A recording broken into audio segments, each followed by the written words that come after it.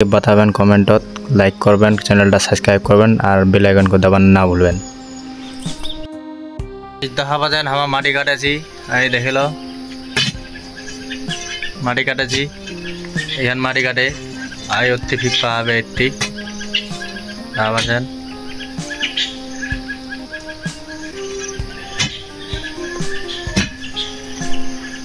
মাটি কান আমার কাটে এটি ফিপা আছে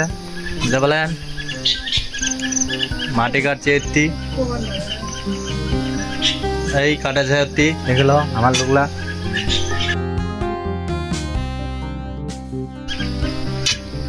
এই কাটেছি আমার মাটি সিকি মারছি আমার এই দেখা পাচ্ছেন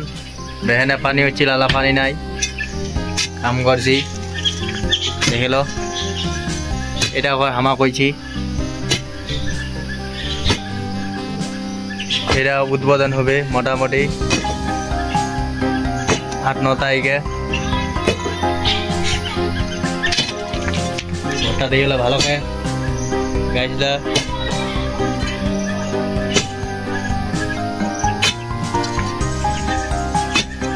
কাটা দিয়ে এনে কাটেছি এটা বেলজা খানছে দিল একটা লম্বা আছে একটা ওটা চলাছে